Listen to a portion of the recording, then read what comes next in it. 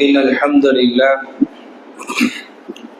نحمده ونستعينه ونستغفره ونؤمن به ونتوكل عليه ونعوذ بالله من شرور أنفسنا ومن سيئات أعمالنا من يهده الله فلا مضل له ومن يضلل فلا هادي له أشهد أن لا إله إلا الله وحده لا شريك له وأشهد أن محمدا عبد الله ورسوله اللهم صل على محمد وعلى آل محمد كما صليت على إبراهيم وعلى آل إبراهيم إنك حميد مجيد اللهم بارك على محمد وعلى آل محمد كما باركت على إبراهيم وعلى آل إبراهيم إنك حميد مجيد أعوذ بالله من الشيطان الرجيم بسم الله الرحمن الرحيم يا أيها الناس اتقوا ربكم الذي خلقكم من نفس واحدة وخلق منها زوجها وبث منهما رجالا كثيرا ونساء واتقوا الله الذي تساءلون به والأرحام إن الله كان عليكم رقيبا يا أيها الذين آمنوا اتقوا الله حق تقاته ولا تموتن إلا وأنتم مسلمون يا أيها الذين آمنوا اتقوا الله وقولوا قولا سديدا يصلح لكم أعمالكم ويغفر لكم ذنوبكم ومن يطع الله ورسوله فقد فاز فوزا عظيما أرسله بالهدى ودين الحق ليظهره على الدين كله وكفى بالله شهيدا رب اشرح لي صدري ويسر لي أمري واحلل عقدة من لساني يفقهوا قولي سبحانك لا علم لنا إلا ما علمتنا إنك أنت العليم الحكيم. கணித்திற்குரிய அல்லாஹ்வின் நல்லடியார்களே, அன்புள்ள சகோதரர்களே சகோதரிகளே, நாட்களிலேயே ஒரு சிறந்த நாளாக சூரியன் உதிக்கக்கூடிய ஒரு சிறப்புக்குரிய ஒரு சிறந்த நாளாக என்று குறிப்பிட்டு சொல்லக்கூடிய ஜுமா என்கின்ற தினத்தில் நாம் எல்லாம் அடைந்திருக்கின்றோம். அதிலும் குறிப்பாக அல்லாஹ்விற்கு மிகவும் ஒரு பிடித்தமான இடத்தில் ஒரு சிறந்த இபாதத்தை நிறைவேற்ற வேண்டும் என்கின்ற ஒரு லட்சியத்தில் பல்வேறு பணி சுமைகள் இருந்தாலும் அதையெல்லாம் விட்டவர்களாக நாம் இங்கே அமர்ந்து கொண்டிருக்கின்றோம். அல்லாஹ் ரப்பல் ஆலமீன் இந்த மாதத்தில் நாம் செய்யக்கூடிய இபாதத்தும் சரி, இப்பொழுது நாம் அடைந்திருக்கக்கூடிய இந்த ஜுமா என்கின்ற இபாதத்தையும் சரி, அல்லாஹ் ரப்பல் ஆலமீன் ஏற்று நன்மைகளை கூலியை நிரப்பமாக நமக்கு தந்தருள் புரியும் என்ற ஒரு பிரார்த்தனையோடு இந்த உரையை ஆரம்பிக்கின்றேன். அன்பின் இஸ்லாமிய உறவுகளே, இந்த ஜுமா என்பது ஒரு மகத்தான ஒரு இபாதத்தாக இருந்து கொண்டிருக்கின்றது. அந்த இபாதத்தை பால்படுத்தக்கூடிய செயல்களை நாம் செய்யாமல் இருக்க வேண்டும். ஆரம்ப உபதேசமாக நாம் சொல்வது, இந்த இபாதத்தை சீர்குலைக்கக்கூடிய பேசுவது, உறங்குவது போன்ற விஷயத்தை நாம் தவிர்த்திருக்கக்கூடியவர்களாக இருக்க வேண்டும். அல்லாஹ் ரப்பல் ஆலமீன் நாடிய ஒரு நிஅமத்தாக இருந்து கொண்டிருக்கின்றது. அன்பின் இஸ்லாமிய உறவுகளே, இன்றைய ஜுமாவுடைய தலைப்பாக நாம் பார்க்க இருப்பது என்னவென்றால், எந்த ஒரு மனிதராக இருந்தாலும் ஒரு பருவ வயதை அடைஞ்சிட்டார் என்று சொன்னா நிச்சயமாக அவர் இந்த குறிப்பாக ஆண்கள் இது போன்ற சூழ்நிலை அவர்கள் வருவார்கள், இது போன்ற ஒரு களங்களை சந்திப்பார்கள். அதுதான் வியாபாரமாக இருந்து கொண்டிருக்கின்றது. அன்பின் இஸ்லாமிய உறவுகளில் இந்த வியாபாரத்தை நாம் பல்வேறு கோணத்தில் நம்மால் பார்க்க முடியும். இந்த வியாபாரம் என்பது ஒரு மனிதனுடைய வாழ்வாதாரத்தை அடைவதற்கும் அவனுடைய தேவைகளை பூர்த்தி செய்வதற்கும் அவன் பிறரிடத்தில் கையேந்தி வாழாமல் கண்ணியமான முறையில் வாழ்வதற்கும் இந்த வியாபாரம் என்பது மிக முக்கியமான ஒன்றாக இருந்து கொண்டிருக்கின்றது. குறிப்பாக பொருளாதாரத்தை ஈட்டுவதற்கு. அது மட்டுமல்லாமல் ஒரு சமூகம் முன்னேற வேண்டும் என்றால் தனிநபர் முதல் சமூகம் வரை ஒவ்வொரு இந்த வியாபாரத்தில் முன்னேறுவதன் மூலமாகத்தான் அந்த சமூகம் முன்னேறக்கூடியதாக இருந்து கொண்டிருக்கின்றது. இன்னும் நம்ம நல்ல ஆழமாக பார்க்கும் பொழுது சில நேரங்களில் சில வணக்க வழிபாடுகளை செய்வதற்கு கூட இந்த பொருளாதாரம் அவசியமாக இருந்து கொண்டிருக்கிறது. இந்த பொருளாதாரம் தேவைப்படுவதன் காரணமாக ஒரு மனிதன் ஏதோ ஒரு தொழிலை வாழ்வாதாரத்தை அடைவதற்கு இது போன்ற ஒரு சூழ்நிலை அடையக்கூடிய ஒரு சூழ்நிலை மிக முக்கியமானதாக இருந்து கொண்டிருக்கின்றது. இப்ப ஹஜ்ஜுக்கு செல்லும் சொன்னா, உம்ராவுக்கு செல்ல வேண்டும் என்றால், சதகா கொடுக்க வேண்டும் என்றால், ஜகாத் கொடுக்க வேண்டும் என்றால் பொருளாதாரத்தை மையமாக வைத்த இபாதத்துகள் இருந்து கொண்டிருக்கின்றது. சக்திக்கு உட்பட்டவர்கள் செய்யலாம், இருந்தாலும் கூட இந்த இபாதத்தில் அவர்கள் செய்ய வேண்டும் என்றால் பொருளாதாரம் இருந்தால் மட்டும்தான் செய்ய முடியும் என்கின்ற அடிப்படையாக இருந்து கொண்டிருக்கின்றது. அன்பின் இஸ்லாமிய உறவுகளை மற்றொரு கோணத்தில் பார்க்கும் பொழுது அல்லாஹ்வுடைய தூதர் ஸல்லல்லாஹு அலைஹி வஸல்லம் அவர்கள் கூட இந்த வியாபாரத்தை செய்திருக்கிறார்கள். நாம் இன்றைக்கு எந்த வியாபாரத்தின் பக்கம் ஓடிக்கொண்டிருக்கின்றோமோ அந்த வியாபாரத்தின் மூலமாக அல்லாஹ்வுடைய தூதர் ஸல்லல்லாஹு அலைஹி வஸல்லம் தன்னுடைய நேர்மை வெளிப்படுத்தக்கூடியவர்களாக இருந்தார்கள். இன்னும் சஹாபாக்கள் அவருடைய வாழ்க்கை வரலாறை பார்க்கும் பொழுது பெரும்பெரும் சஹாபாக்கள் வியாபாரிகளாக இருந்திருக்கிறார்கள். பல்வேறு நேரங்களில் போருக்குண்டான பொருட்கள் இல்லாத போது ஏழை சஹாபாக்கள் ஜிஹாத் என்கின்ற அமலை செய்வதற்கு ஆர்வம் இருந்தும் கூட இது போன்ற போர் கவசங்கள் பொருளாதாரம் இல்லாத காரணத்தினால் அழுதவர்களாக சிரமப்பட்டவர்களாக இருக்கக்கூடிய நேரத்தில் வியாபாரத்தில் சிறந்து விளங்கிய எத்தனையோ நபித்தோழர்கள் அந்த நேரத்தில் தன்னுடைய பொருளாதாரத்தை கொடுத்து அந்த மக்கள் அது போன்ற இபாதத்தை செய்வதற்கு வழிவகுத்தார்கள் என்பதை நாம் பார்க்கின்றோம். அப்படியானால் இந்த வியாபாரம் பல்வேறு கோணங்கள் இருந்து கொண்டிருக்கின்றது. அல்லாஹ்வுடைய தூதர் ஸல்லல்லாஹு அலைஹி வஸல்லம் தன்னுடைய நேர்மை வெளிப்படுத்தக்கூடிய ஒரு புறமாக சஹாபாக்கள் இறைவனுடைய அன்பை பெறுவதற்கும் நேசத்தை பெறுவதற்கும் நன்மையை அடைவதற்கும் அது போன்ற வியாபாரத்தை அவர்கள் செய்யக்கூடியவர்களாக இருந்தார்கள். இது ஒரு புறமாக இருந்தாலும் மறுபுறம் இதே போன்ற ஒரு இதே வியாபாரத்தில் அல்லாஹ்வுடைய நினைவை அடையாமல் இருந்து கொண்டிருக்கிறார்கள். இன்னும் சிலர் இந்த வியாபாரத்தின் மூலமாக மார்க்கத்தின் பக்கம் நெருங்காமல் இருந்து கொண்டிருக்கிறார்கள். குர்ஆனின் ஒரு எழுத்தை கூட சரியாக முறையில் உச்சரிப்பதற்கு உண்டான காரணத்தை கேட்கும் பொழுது இதே வியாபாரத்தை சொல்கிறார்கள். அந்த முஸ்லிம் பெயர் வாங்கி முஸ்லிம்களாக வாழ்வதற்கு உண்டான பல்வேறு வருடங்களாக வாழ்கிறார்கள். ஆனால் உண்மை முஸ்லிம்களாக மாறுவதற்கும் உயிரோட்டமுள்ள முஸ்லிம்களாக மாறுவதற்கும் தடையாக நிற்பதெல்லாம் இந்த வியாபாரமாக இருந்து கொண்டிருக்கின்றது. அப்படியானால் ஒருபுறம் பார்க்கும் பொழுது அல்லாஹ்வுடைய நேசத்தையும் பாசத்தையும் பெற்றுத்தரக்கூடிய வியாபார களங்களாக அமைந்த ஒரு சமூகம் இருந்து கொண்டிருக்கின்றது. மறுபுறம் பார்க்கும் பொழுது இறை நினைவே இல்லை. ஒருவன் யார் தொழுகை விட்டாரோ அவன் காபிர் என்று சொல்லக்கூடிய அளவிற்கு அந்த நிலைப்பாட்டை அடைந்தாலும் கூட எங்கள் வியாபாரம் தான் முக்கியம் என்பதாக சொல்லிக் கொண்டு ஒருபுறத்தில் பார்க்கும் பொழுது வியாபாரம் இது போன்றும் இருந்து கொண்டிருக்கின்றது. காரணம் என்னவென்றால் இஸ்லாமிய உறவுகளே, வியாபாரத்துடைய அடிப்படையை நாம் புரியவில்லை. வியாபாரத்தை எப்படி அணுக வேண்டும்? வெறும் லாபம் லாபம், இந்த உலகத்துடைய லாபம் மட்டும்தான், இந்த உலகத்தை நாங்கள் அடைந்தால் போதும் என்கின்ற பெரும்பான்மையான சிந்தனை கொண்ட சமூக மக்களோடு இருப்பதன் காரணமாக நம்முடைய சிந்தனையும் சில நேரங்களில் மாறுபட்டு மறுமை என்கின்ற இலக்கை மறந்து நமக்கான கடமையாக்கப்பட்ட எத்தனையோ விஷயங்களை கொடுபோக்காக இருந்து கொண்டிருக்கின்றோம்.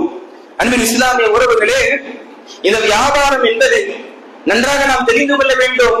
இந்த உலகத்தில் அல்லாஹ் ரப்பல் ஆலமீன் ஒரு காரண காரியங்கள் வைத்திருக்கின்றார். வாழ்வாதாரத்தை அடைவதற்கு, நாம் சாப்பிடுவதற்கு, நம்முடைய குடும்பங்களை பார்த்துக் கொள்வதற்கு பொறுப்புதாரியாக இருக்கக்கூடிய நமக்கு அல்லாஹ் ரப்பல் ஆலமீன் இந்த உலகத்தில் வாழ்வாதாரத்தை தேடுவதற்கு ஒரு காரணியாக வைத்திருக்கின்றார் என்பதை நாம் புரிந்து கொள்ள வேண்டும். மார்க்கம் எல்லா விஷயத்திற்கும் வழிகாண்பித்திருக்கின்றது. 1400 வருடங்களை கடந்திருக்கலாம். எத்தனை வருடங்கள் கடந்தாலும் சரி, ஒரு மனிதன் மனிதனாக வாழ வேண்டும் என்றால், இம்மையிலும் சரி மறுமையிலும் சரி வெற்றி அடைய வேண்டும் என்றால் இந்த மார்க்கம் சரியான வழி காட்டுதல் நமக்கு காண்பித்திருக்கின்றது. எப்படி ஒரு தொழுகை அணுகும் பொழுது தொழுகை எப்படி தொழுக வேண்டும் என்பதால் உபதேசத்தை நாம் கேட்கின்றோமோ, வாழ்க்கை வாழும் பொழுது எப்பேற்பட்ட வாழ்க்கை வாழ வேண்டும் என்பதற்காக மார்க்க உபதேசத்தை செவி தாழ்த்துகின்றோமோ, அதே போன்று அன்றாடம் நாம் செய்யக்கூடிய வியாபாரங்களோடு இந்த தொழுகை முடித்த மாத்திரத்திலேயே உடனடியாக வியாபாரத்திற்கு செல்கின்றோம். அப்பேற்பட்ட மனித வாழ்வோடு பின்னி பிணைந்திருக்கக்கூடிய இந்த வியாபாரம் சம்பந்தமாக இஸ்லாம் என்ன சொல்கின்றது என்கின்ற ஒரு புரிதல் நம்மிடத்தில் ஏற்பட்டால், எப்படி சஹாபாக்கள் இந்த வியாபாரத்தின் மூலமாக அல்லாஹ்வுடைய நேசத்தை விரும்பக்கூடியவர்களாக இருந்தார்களோ, அதற்கு முரணாக இருந்தால் எப்பேற்பட்ட வியாபாரமாக இருந்தாலும் அதை நாங்கள் தூக்கி எறிவோம் என்கின்ற ஒரு கோட்பாட்டுக்கு கீழ் வந்தார்கள் சொன்ன இப்பேற்பட்ட அடிப்படையை புரிய வேண்டும். அல்லாஹ் ரப்பல் ஆலமீன் 2வது அத்தியாயம் 275வது வசனத்தில் சொல்கின்றார், அல்லாஹ் உங்களுக்கு வியாபாரத்தை ஹலாலாக்குகின்றான். வியாபாரம் என்றால் என்ன அர்த்தம்? லாபத்தையும் நஷ்டத்தையும் பெற்று தரக்கூடிய வியாபாரத்தை ஹலாலாக்குகின்றான். சொல்லிட்டு அல்லாஹ் அப்படியே விடல, ரிபா வெறும் லாபத்தை மட்டும் தரக்கூடிய, எப்படி நஷ்டம் அல்ல, வெறும் லாபத்தை மட்டும் தரக்கூடிய அந்த வட்டியை ஹராமாக்கி இருக்கின்றார். அப்படியானால் நமக்கு ஒரு வியாபார அடிப்படை கோட்பாட்டை அல்லாஹ் சொல்லி தருகின்றான். உனக்கு அனுமதிக்கப்பட்ட, நீ முஸ்லிம்களாக இருக்கக்கூடிய உனக்கு மார்க்கத்தில் சொல்லப்பட்ட அந்த வியாபாரம் எப்படி இருக்கணும்னு சொன்ன, லாபத்தையும் தரக்கூடியதாக இருக்க வேண்டும், சில நேரங்களில் உனக்கு அது நஷ்டத்தையும் தரக்கூடியதாக இருக்க வேண்டும். அப்பேற்பட்ட வியாபாரம் தான் உனக்கு அனுமதிக்கப்பட்டது என்று அல்லாஹ் ரப்பல் ஆலமீன் அடிப்படையாக நமக்கு சொல்கின்றார். மாறாக குறுக்கு வழியாக எனக்கு வெறும் லாபம் மட்டும் தான் தர வேண்டும், அது என்ன வியாபாரமாக இருந்தாலும் சரி, அது இந்த உலகத்தில் அதை அடைவதற்கு ஒரு சிறந்த வழி என்று சொல்லப்பட்டாலும் சரி, அப்பேற்பட்ட ஒரு வியாபாரம் உனக்கு அனுமதி அல்ல என்று அல்லாஹ் ரப்பல் ஆலமீன் திட்டவட்டமாக அடிப்படையாக நமக்கு உபதேசம் செய்கின்றார். 62வது அத்தியாயம் 9 மற்றும் 10வது வசனத்தில் சொல்லி காண்பிக்கின்றார், நீங்க தொழுகை முடிஞ்சிட்டு உங்களுக்கு தொழுகை கலைக்கப்பட்டா நீங்க தொழுகைக்கு வாருங்கள்.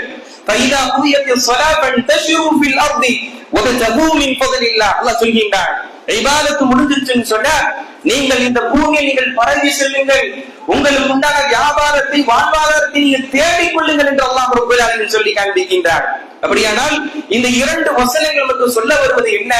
ஒரு முஸ்லிம் என்பவர் இபாதத்தில் மட்டும் அப்படியே இருந்து கொண்டு அல்லாஹ்விடத்தில் அப்படியே தவக்குல் வைத்துக் கொண்டு வாழ்வாதாரத்தை தேடக்கூடாது.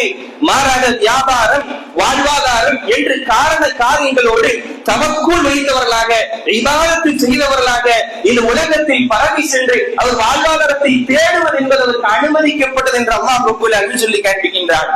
அன்று இஸ்லாமியர்கள் அடுத்த கட்டம் பாருங்கள், இந்த வியாபாரத்திற்குள் நாம் செல்லும் பொழுது அதில் ஏற்படக்கூடிய விளைவுகளை நாம் சற்று கவனிக்கக்கூடியவர்களாக இருக்க வேண்டும். எந்த ஒரு கொள்கையும் எந்த ஒரு கோட்பாடும் மறுமை என்கின்ற லட்சியமே இல்லாமல், குர்ஆன் சுன்னா என்கின்ற எந்த ஒரு நோக்கமும் இல்லாத எத்தனையோ மக்கள் எப்படியும் சொல்வார்கள், எப்படி வேண்டுமானாலும் இருக்கட்டும், எனக்கு பணம் வேண்டும், எனக்கு பொருளாதாரம் வேண்டும், அதற்கு பேர் வியாபாரம் என்று நான் வைத்துக் கொள்வேன்.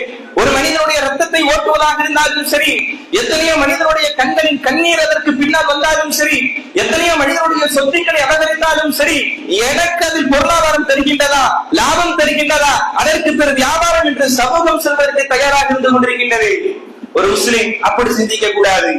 ஒரு முஸ்லிம் அதுபோல ஒரு சிந்தனை இருக்கக்கூடாது. வியாபாரம் என்று வரும் பொழுது முதலாவதாக நமக்கு சொல்லக்கூடிய உபதேசம் என்னவென்றால், குறிப்பாக இந்த வியாபாரம் நம்முடைய இபாதத்துகளை தடை செய்யக்கூடியதாக, நம்முடைய இபாதத்தில் பொதுவோக்கை ஏற்படுத்தக்கூடியதாக, இபாதத்தை விட்டு தூரமாக்கக்கூடியதாக, அல்லாஹ்விற்கு நிறைவேற்ற வேண்ட 5 கடமைகளை மறக்கடிக்கக்கூடிய ஒரு வியாபாரம் இருக்கும் என்றால் அப்பேற்பட்ட வியாபாரத்தை செய்யக்கூடாது. அப்பேற்பட்ட சூழ்நிலை உருவாகுதுன்னு சொன்ன நம்மை நாமே மீட்டிக் கொள்ள வேண்டும். நான் போகின்ற பாதை சரிதானா, வியாபாரம் என்கின்ற பெயரில் நான் போடுவது சரிதானா என்று சிந்திப்பதற்கு கடமையாக்கப்பட்டிருக்கிறார்கள். அல்லாஹ் ரப்பல் ஆலமீன் சொல்லி காண்பிக்கின்றான். ஆரம்பத்தில் சொன்ன வசனம் தான், யா அய்யுஹல்லதீன ஆமனூ, ஈமான் கொண்டவர்களே, அல்லாஹ்வை விசுவாசம் கொண்ட மக்களே, இதா நூதிய லிஸ்ஸலா, தொழுகைக்காக அழைக்கப்பட்டால், நீ யௌமில் ஜுமாவின் தொழுகைக்காக அழைக்கப்பட்டால், ஃபஸ்அஉ இலா திக்ரில்லாஹ், அல்லாஹ்வுடைய நினைவின் பக்கம் உடனடியாக நீங்கள் விரைந்து கொள்ளுங்கள். சொல்லிட்டு அல்லாஹ் மீண்டும் பதிவு செய்கின்றார், வதருல் பை', வியாபாரத்தை விட்டு விடுங்கள். வியாபாரத்தை விட்டுவிட்டு உடனடியாக ஹய்ய அலஸ் ஸலாத், தொழுகையின் பக்கம் வாருங்கள், ஹய்ய அலல் ஃபலாஹ், வெற்றியின் பக்கம் வாருங்கள் என்ற அழைப்பு கொடுக்கப்பட்ட மாத்திரத்திலேயே ஒரு முஃமினுடைய நிலை எவ்வாறு இருக்க வேண்டும்? தொழுகையின் பக்கம் விரையக்கூடியவர்களாக, வியாபாரத்தை உடனடியாக விடக்கூடியவர்களாக இருக்க வேண்டும். ஏன் தெரியுமா? ஜாலிக்கும் கைருல் லக்கும், அதுல உங்களுக்கு சிறந்தது இருக்குது, நன்மைன்றது உங்களுக்கு இருக்குது. எப்ப தெரியுமா நன்மை உங்களுக்கு தெரியும்? இன் குன்தும் தஅலமூன், நீங்க தெரிஞ்சீங்கன்னு சொன்னா, படித்தீர்கள் என்றால், மார்க்கத்தை விளங்கினீர்கள் என்றால், நிச்சயமாக அந்த நேரத்தில் பொதுவெளியில் வேண்டுமானால் தொழுகை அழைப்பு கொடுக்கப்பட்ட மாத்திரத்திலேயே, தொழுகைக்கு அழைப்பு கொடுக்கப்பட்ட மாத்திரத்திலேயே வியாபாரத்தை விட்டவர்களாக, தொழுகை நோக்கி விரைந்தவர்களாக வரும் பொழுது சமூக மக்கள் எது வேண்டுமானால் பேசுவார்கள். ஆனால் உண்மையில் மார்க்கத்தை படித்து புரிந்திருந்தால், அல்லாஹ்வுடைய வாக்குடைய பெருவகையை புரிந்திருந்தால், நிச்சயமாக அதில் தான் உனக்கு சிறப்பு இருக்கின்றது அல்லாஹ் ரப்பல் ஆலமீன் சொல்லி காண்பிக்கின்றான். மேலும் 63வது அத்தியாயம் 9வது வசனத்தில் சொல்கின்றான், யா அய்யுஹல்லதீன ஆமனூ, ஈமான் கொண்ட மக்களே, லா துல்ஹிகும் அம்வாலுக்கும் வலா அவுலாதுக்கும், உங்களை கவனமற்றவர்களாக, கவனத்தை திருப்பி விட வேண்டாம். அல்லாஹ் உபதேசம் செய்கின்றான். அம்வாலுக்கும், உங்களுடைய செல்வங்கள், வலா அவுலாதுக்கும், உங்களுடைய பிள்ளை செல்வங்கள், சொல்லிட்டு அல்லாஹ்வுடைய இறை நினைவை விட்டு உங்களை திருப்பி விட வேண்டாம். யாருடைய பொருளாதாரம், யாருடைய குழந்தை செல்வங்கள் உங்களுடைய கவனத்தை அல்லாஹ்வுடைய இறை நினைவை விட்டு திருப்பி விட்டதோ, அல்லாஹ் அடுத்த ஸ்டேட்மென்ட் சொல்கிறார், ஃபஉலாயிக ஹுமுல் காசிரூன், நிச்சயமாக அவர்கள் நஷ்டவாளிகள் தான் என்று அல்லாஹ் ரப்பல் ஆலமீன் ஃபஉலாயிக ஹுமுல் காசிரூன் சொல்லி காண்பிக்கின்றார். இந்த உலகத்தில் வேண்டுமானால் பொருளாதாரத்தை ஒரு அடைந்தவராக இருக்கலாம், பிள்ளை செல்வங்களை அடைந்தவராக இருக்கலாம், பதவிகளை அடைந்தவராக இருக்கலாம். அப்படி அடைந்தும் உயர்ந்த பதவிகள் அடைந்த பிறகும் இறைவனிடத்தில் அவர் திரும்பாமல் அல்லாஹ்வை நினைவு கூறுவதை விட்டு அப்பேற்பட்ட பதவிகள், பணங்கள், வியாபாரங்கள் அவரை விட்டு திரும்பும் என்றால் அவர் நஷ்டவாளி என்று அல்லாஹ் ரப்பல் ஆலமீன் சொல்லி காண்பிக்கின்றார். மேலும் அல்லாஹ் ரப்பல் சொல்கின்றார், ஃபபதஉ இன்தல்லாஹி ரிஸ்க், அல்லாஹ்விடத்தில் நீங்கள் ரிஸ்கை தேடுங்கள், அதோடு மறந்து விடாதீர்கள். வஅபுதூஹு, அவனை நீங்கள் வணங்குங்கள். வஅஷ்குரு லஹு, மேலும் அவனுக்கு நீங்கள் நன்றி செலுத்துங்கள் என்று அல்லாஹ் ரப்பல் ஆலமீன் ஒவ்வொரு வியாபாரத்தை பற்றி சொல்லும் பொழுது உங்களை பராமுகமாக ஆக்கிவிட வேண்டாம் என்று அல்லாஹ் ரப்பல் ஆலமீன் சொல்லி காண்பிக்கின்றார். சிறந்த வியாபாரத்தை சொல்கின்றார். ஏன் வியாபாரம் என்று வந்துவிட்டால் இறை நினைவுகள் மறக்கடிக்கப்படுகின்றது. காரணம் அதுதான் மனிதன் உயர்ந்ததாக நினைக்கின்றான். இது இருந்தால் போதும் இந்த உலகத்தில் என்று நினைக்கின்றான். அல்லாஹ் ரப்பல் ஆலமீன் சொல்கின்றார், யா அய்யுஹல்லதீன ஆமனூ, ஈமான் கொண்டவர்களே என்று அழைக்கின்றான். ஹல் அதுல்லுக்கும் அலா திஜாரா, உங்களுக்கு ஒரு சிறந்த வியாபாரத்தை நான் சொல்லி தரட்டுமா? வியாபாரம் வியாபாரம் என்று பெயரை கொண்டு போய்கொண்டே இருக்கின்றாயே, மறுமை மறந்தவர்களாக, மன்னரை வாழ்க்கை மறந்தவராக, எப்படி என்னுடைய வாழ்க்கை அமைத்துக் கொள்வது என்பதாக சென்று கொண்டே இருக்கிறாயே, காரணம் லாபம் வேண்டும் லாபம் வேண்டும் என்பதாக சென்று கொண்டே இருக்கிறாயே. நான் உனக்கு வியாபாரத்தை கொண்டு சொல்லி தருகின்றேன். எப்பேற்பட்ட வியாபாரம் தெரியுமா? அதனுடைய லாபம் என்னவென்று தெரியுமா? நோவினை தரக்கூடிய அந்த வேதனையிலிருந்து அந்த வியாபாரத்தை காப்பாற்றும் சொல்லி அல்லாஹ் நிபந்தனை சொல்கின்றார். வியாபாரத்துடைய நிபந்தனை, துமினூன பில்லாஹி வ ரசூலி, நீ அல்லாஹ்வை ஈமான் கொண்டு அல்லாஹ்வுடைய தூதரை ஈமான் கொள்ள வேண்டும். வ துஜாஹிதூன ஃபீ ஸபீலில்லாஹி பிஅம்வாலிக்கும் வ அன்ஃபுஸிக்கும், அல்லாஹ்வுடைய பாதையில் பொருளாதாரத்தாலும் சரி உன்னுடைய உயிரை கொடுத்து நீ போராட வேண்டும். அது உனக்கு சிறந்ததாக இருக்கும். எப்ப தெரியுமா? இன் குன்தும் தஅலமூன், நீ அறிபவனாக இருந்தால், இந்த மார்க்கத்தை நன்கு தெரிபவனாக இருந்தால் நிச்சயமாக உனக்கு சிறந்ததாக இருக்கும் என்று அல்லாஹ் ரப்பல் ஆலமீன் சொல்லிவிட்டு, இதன் மூலம் அவனுடைய பாவங்கள் மன்னிக்கப்பட்டு நீ அல்லாஹ்வுடைய தூதருக்கு கட்டுப்பட்டு வாழ்ந்தால் என்றால் நீ நரக வேதனையிலிருந்து காப்பாற்றப்பட்டு அந்த சொர்க்கத்தை நுழைவிக்கப்படுவாய் என்று அல்லாஹ் ரப்பல் ஆலமீன் சொல்லி காண்பிக்கின்றார். நீ பார்க்கின்றோம் அன்பின் இஸ்லாமிய உறவுகளே, ஒரு முஸ்லிமுடைய அடையாளம் என்பது என்ன நினைச்சிட்டு இருக்கிறோம்? ஆடையை தாண்டி நம்முடைய முக தோற்றத்தையும் தாண்டி உடல் தோற்றத்தையும் தாண்டி அலாமத்துல் முஃமின், ஒரு முஃமினுடைய அடையாளம் என்பது அஸ்ஸலா, தொழுகைதான். அந்த தொழுகை தொழுவதற்கு நேரம் இல்லை. என்ன ரீசன் சொல்றோம்? வியாபாரம். ஏன் தொழுகைக்கு வருவதில்லை? ஒரு 4 கடை போட்டுட்டனா அதனால தொழுகைக்கு வர முடியதில்லை, நேரம் இல்லை, அதிகமான கணக்கு வழக்குகள் பார்க்க வேண்டும், ரொம்ப ஸ்ட்ரெஸ்ஸா இருக்கு என்பதாக இந்த தொழுகை மறக்கடிக்கக்கூடிய பல்வேறு காரணங்கள் சொன்னாலும் அடிப்படை அம்சம் என்னன்னு சொன்னா இந்த வியாபாரத்தை குறிப்பிடுகின்றோம். பிசினஸின் மீது வைத்த வாழ்வாதார நம்பிக்கை, வியாபார பொருட்களின் மீது வைத்த நம்பிக்கை, வாடிக்கையாளர்கள் மீது வைத்த நம்பிக்கை, அல்லாஹ்வின் மீது வைப்பது தவறிவிட்டோமா என்று சிந்திக்கக்கூடிய சூழ்நிலையில் தான் மனிதனுடைய நிலைப்பாடு இருந்து கொண்டிருக்கின்றது. அல்லாஹ் பதிவு செய்கின்றார், வல்லாஹு கைருர் ராஸிகீன், அல்லாஹ் தான் வாழ்வாதாரம் அளிப்பதிலேயே சிறந்தவனாக இருந்து கொண்டிருக்கின்றான். ஒரு கட்டம் வரும்போது பிசினஸ் சம்பளத்துல கைவிட்டுறோம், நம்முடைய வாடிக்கையாளர்கள் நம்மை விட்டு சென்று விடுவார்கள், பொருளாதாரம் ஏதோ இயற்கை சேற்றத்தினால் அழிந்து விடும். ஆனால் இறைவன் மீது நம்பிக்கை வைத்தவர்களாக நல்ல அமல்களை செய்தவர்கள் நம்முடைய வாழ்க்கையில் நாம் தொடர்ந்து முயற்சி செய்து கொண்டே இருப்போம் என்றால் நிச்சயமாக அல்லாஹ் உதவி செய்வான்.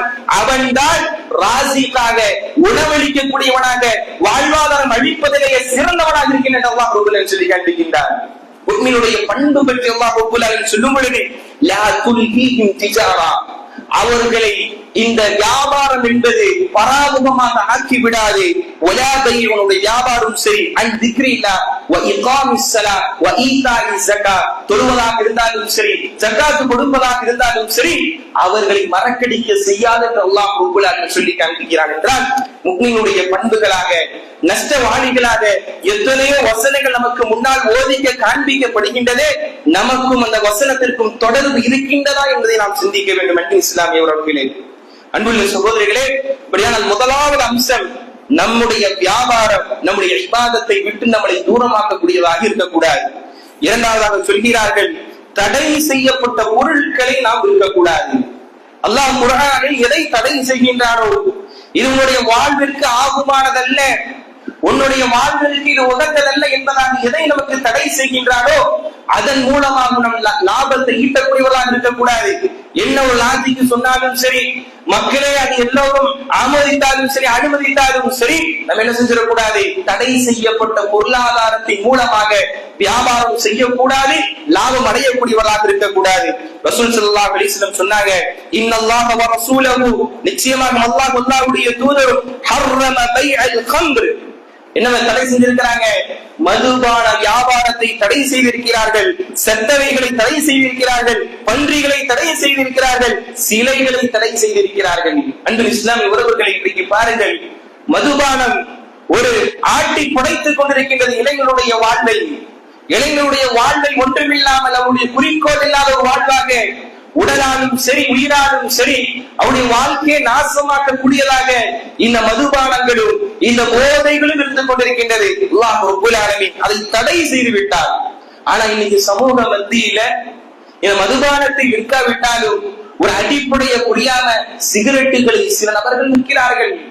பீடாக்களில் சில நபர்கள் போதையை தரக்கூடிய பல்வேறு வஸ்துகள் பெயர் மாற்றப்பட்டு அடிப்படையில் போதையை தரும், ஆனால் பெயர் தான் வேறு. ஆனால் அதை விற்கக்கூடியவர்களாக சில வேக்கானங்களை பேசக்கூடியவர்களாக சொல்லிட்டு சொல்றாங்க.